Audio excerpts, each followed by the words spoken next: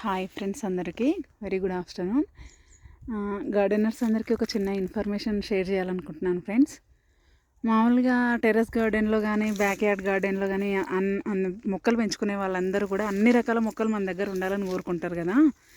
నేను కూడా అదే టైప్ ఫ్రెండ్స్. అన్ని రకాల మొక్కలు నా పెరట్లో ఉండాలంటున్నాను చెప్పేసి మామూలుగా ఏ నర్సరీకి వెళ్ళినా కొత్త కొత్త వెరైటీస్ ఏమున్నాయని చూస్తుంటాను.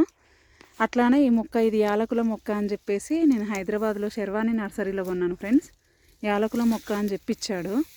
ఇంచుమించు నేను ఈ మొక్కను నాటేసి ఒక 4-5 ఇయర్స్ కంటే ఎక్కువే అయింది ఫ్రెండ్స్. 4-5 ఇయర్స్ వెయిట్ చేశాను. చూడండి, ఇట్లా పువ్వులు వస్తున్నాయి, ఇవన్నీ రాలిపోతూ ఉన్నాయి. ఇట్లా పువ్వులు వస్తున్నాయి, అన్నీ రాలిపోతూ ఉన్నాయి.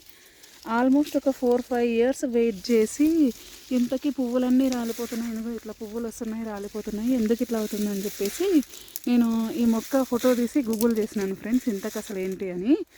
అండ్ సిటీజీ గ్రూప్లలో కూడా పెట్టినాను. తీరా చూస్తే అట్లా ఇన్ఫర్మేషన్ నేను గ్రూప్లలో పెట్టి ఇదేం మొక్క గుర్తుపట్టగలరా, ఇంతకీ యాలకుల మొక్కనా అని చెప్పేసి గ్రూప్లో అడిగితే వాళ్ళు చెప్పిన సమాచారం ప్రకారం ఇది అసలు యాలకుల మొక్కనే కాదు. నేను ఆల్మోస్ట్ ఒక 4-5 ఇయర్స్ టైం వేస్ట్ చేసిన, అంటే టైము వృధా అయిపోయింది నాది. ఇది అసలు యాలకుల మొక్కనే కాదట.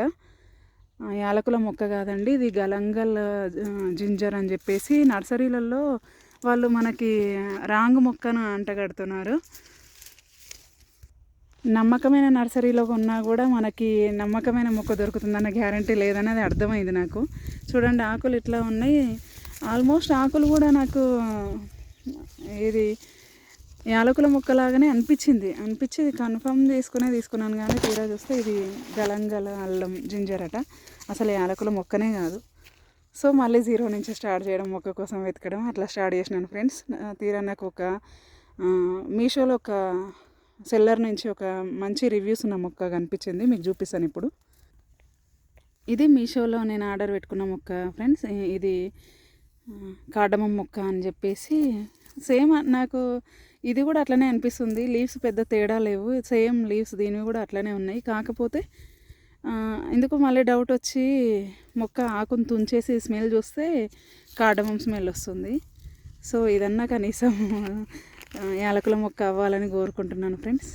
సో మీరు కూడా ఎప్పుడైనా నర్సరీకి వెళ్ళి మొక్కలు కొనే కంటే ముందు 1-2 సార్లు దాన్ని గూగుల్ సెర్చ్ చేసి